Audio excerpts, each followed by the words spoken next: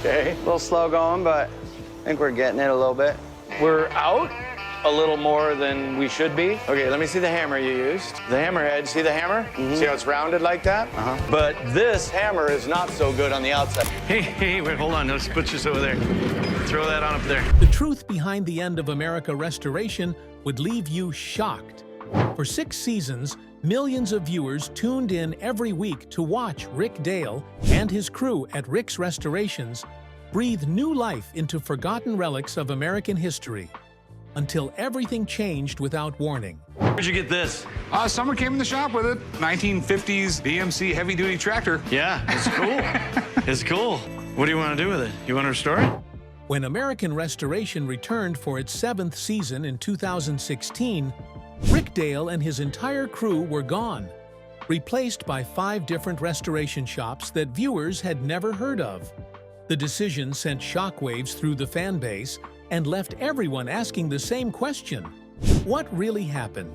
Was it declining ratings, creative differences, or something far more sinister behind the scenes? Join us as we uncover the truth about why American Restoration ended.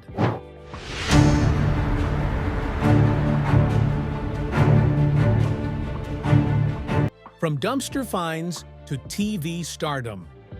Before Rick Dale became a household name, his story was one of humble beginnings and self-taught craftsmanship. Rick grew up in an impoverished family that couldn't afford to buy him new toys or gifts. But rather than accept disappointment, young Rick found opportunity in what others considered trash. When he was just 9 years old, his father pulled a broken bicycle out of a neighborhood dumpster and gave it to him. Most kids would have been crushed, but Rick saw potential. He spent weeks figuring out how the bicycle worked, taking it apart piece by piece, cleaning each component, and slowly putting it back together. When he was done, he had a fully functioning bike, and more importantly, he had discovered his life's passion. By the time Rick turned 15, he had graduated from bicycles to rebuilding cars and motorcycles. This extraordinary interest in restoration wasn't just a hobby, it was becoming his identity. Rick's journey to television stardom began with American with Pawn Stars, which premiered on History Channel in 2009. Rick Harrison, the owner of Gold and Silver Pawn Shop, needed experts to evaluate and restore the vintage items that came through his doors. When unique pieces required restoration, Rick Dale became Harrison's go-to guy. Dale first appeared in the Pawn Stars episode Time Machines, where he impressed viewers with his knowledge and skill in restoring an old Coke machine that Rick Harrison's brother Ron had brought in. The production team at History Channel immediately recognized something special in Rick Dale. His passion was infectious, and his transformations were genuinely impressive. They approached him about doing his own show, focusing entirely on the restoration process. Rick was initially hesitant. He specialized primarily in restoring vending machines and gas pumps, and he wasn't sure an entire show based on these specific skills would work. As he later joked on social media, the idea of being a TV star seemed absurd for someone who just wanted to work with his hands. But the producers were persistent, and they were right. American Restoration premiered on October 25, 2010, and it was an instant hit. The show offered something different from typical reality television. It was wholesome, educational, and celebrated American craftsmanship and ingenuity. Viewers loved watching Rick and his team tackle everything from jukeboxes to motorcycles, from neon signs to kiddie pedal cars. The show featured Rick's family prominently. His wife Kelly handled the business side, his son Tyler was being groomed to take over the shop one day, his brother Ron served as a picker, and his stepson Brettley provided comic relief as the low man on the totem pole. The cast became like family to viewers. Rick's catchphrases, his enthusiasm for every project, and his pride in American-made craftsmanship resonated with millions. By the time the show reached its 6th season, it had become one of History Channel's flagship programs alongside Pawn Stars and Counting Cars. Everything seemed perfect. The ratings were solid, the projects were interesting, and Rick's Restorations was thriving both on-screen and off. But behind the scenes, tensions were building that would ultimately tear it all apart. What was happening that fans never suspected? The creative control battle. As American Restoration grew more popular, the dynamics between Rick Dale and the show's producers began to change in ways that made Rick increasingly uncomfortable. According to insider reports, the producers started exerting more and more control over what projects Rick could work on, who could appear as clients, and even how the restoration process would be portrayed on television. One particularly contentious issue was the selection of clients and projects. In the early seasons, Rick's Restorations operated like a real business. Customers would bring in items they genuinely wanted restored, Rick would provide honest assessments and quotes, and the restoration process viewers saw on screen was largely authentic. But as the show progressed, the producers increasingly wanted to control which projects made it to air. They began selecting clients specifically for the show, negotiating prices on Rick's behalf, and determining which items would generate the most compelling television rather than focusing on what would be best for Rick's actual business. According to reports from people close to the situation, Rick was essentially told he couldn't work on restorations for his normal, non-televised clientele during filming periods. Everything had to go through the producers. The show would pay for the restorations, which meant Rick and his crew never actually got paid for the restoration work itself, only for appearing on television. While the per-episode payment was substantial, certainly more than they would make on most individual restoration jobs, it fundamentally changed the nature of what Rick did. He was no longer running a restoration business that happened to be filmed. He was essentially an actor playing himself in scripted scenarios designed to maximize drama and viewer engagement. This loss of autonomy weighed heavily on Rick. He had built his reputation on honest craftsmanship and straightforward dealing with customers. Now he was being asked to participate in negotiations that were predetermined, work on projects chosen by the committee, and present a version of his business that was increasingly divorced from reality. The show that had started as an authentic look at the restoration process had evolved into what one critic called a saccharine sitcom, with less focus on actual restoration and more emphasis on manufactured family drama and comedic situations. The timeline constraints became another major point of friction. Reality television operates on incredibly tight deadlines. Producers need content shot, edited, and ready to air according to strict schedules. Rick's approach to restoration, however, was methodical and unhurried. He believed in doing the job right, even if it took longer than the producers wanted. Quality mattered more to him than speed, but quality restorations don't always make for compelling television when viewers expect to see a complete transformation in a single episode. Some fans who toured Rick's shop reported spotting quality issues with some of the restored items: chipped paint, wobbly components, and signs that the work had been rushed to meet filming deadlines. Rick, who took immense pride in his work, found this intolerable. He had built his reputation on excellence, and now he was being pressured to cut corners to meet television schedules. By the end of Season 6, Rick had reached a breaking point.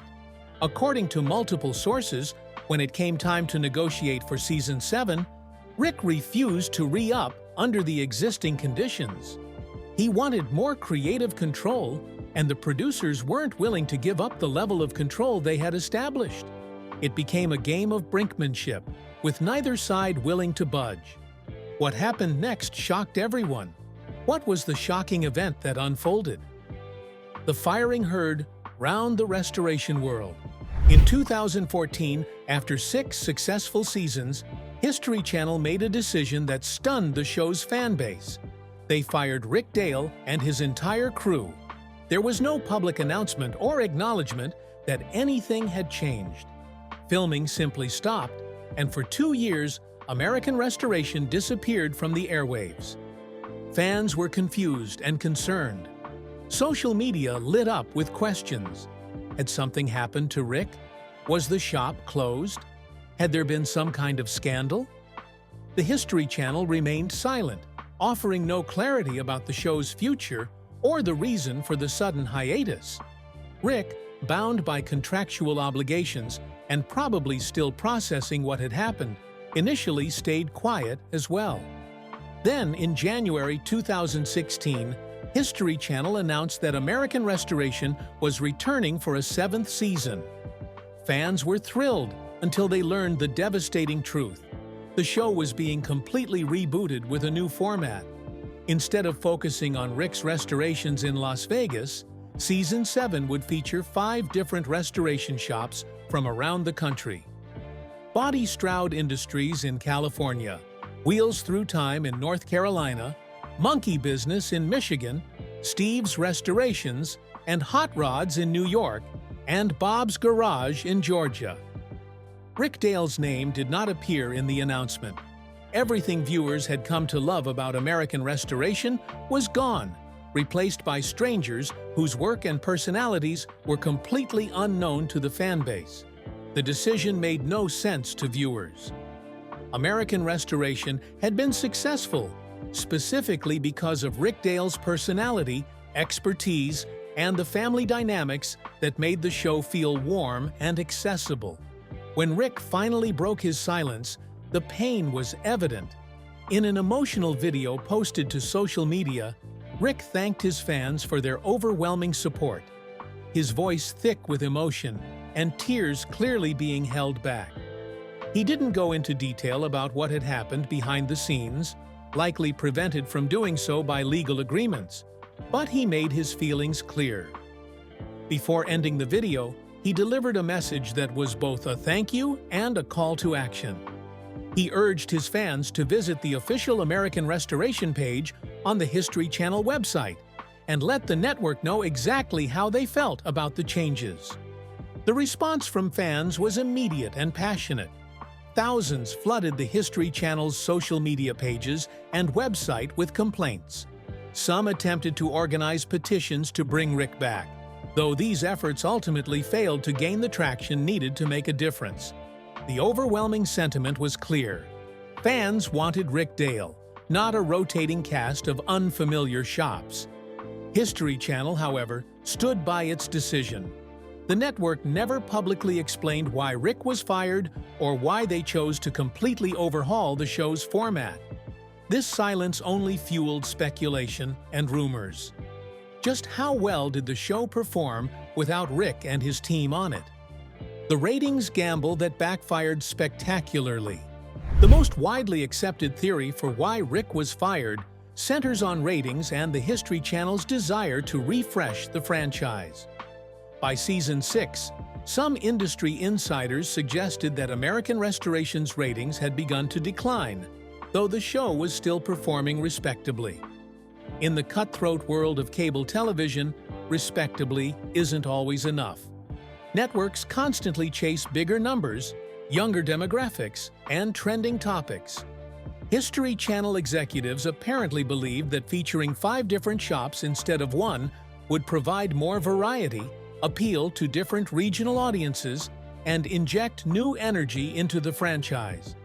The thinking seemed to be that if 1 restoration shop could generate decent ratings, 5 shops should generate even better ratings.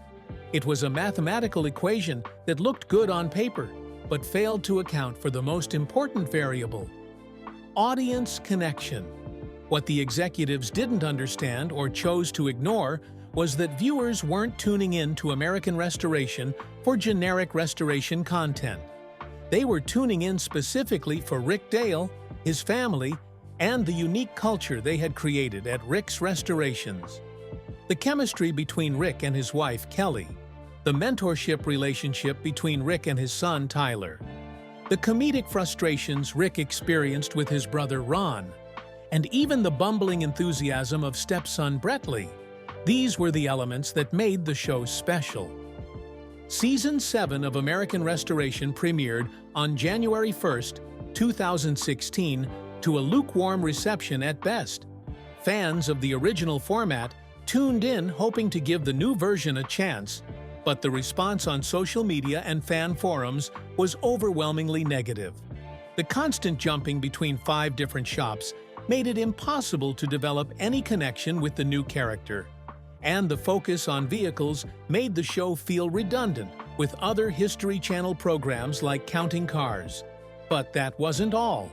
To fans, the production felt rushed and repetitive, with constant recaps eating into actual content, and none of the new shop owners had Rick's charisma or the compelling family dynamics that had made the original so watchable.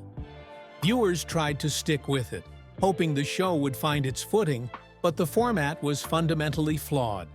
By trying to be everything to everyone, American Restoration Season 7 ended up appealing to no one. The rotating shop format meant viewers never got to know any of the new restorers well enough to care about their projects or root for their success. It was like watching 5 different pilots for 5 different shows all mashed together in a confusing, unsatisfying mess. The ratings reflected this disappointment. Season 7 lasted only 1 season before American Restoration was quietly canceled. The show that had survived 6 successful seasons with Rick Dale couldn't even make it through a 2nd season without him. It was a spectacular failure that vindicated Rick's importance to the franchise and validated everything his fans had been saying. For Rick, there must have been some bitter satisfaction in seeing the rebooted show fail so completely. History Channel had gambled that the American Restoration brand was bigger than any individual personality, and they had lost that bet catastrophically.